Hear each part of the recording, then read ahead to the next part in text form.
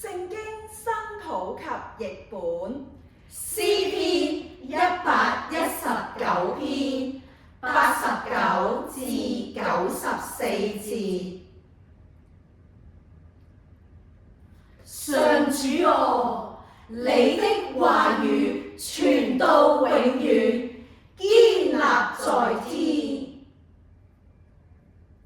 你的信實傳到萬代，像你創造的大地一樣長久。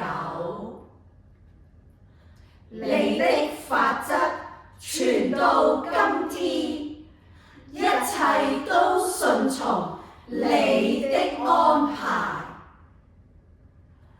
若不是你的訓誨給我喜樂，我早已死在悲苦之中。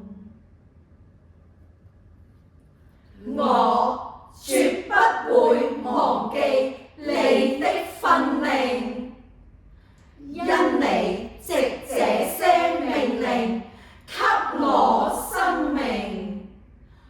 我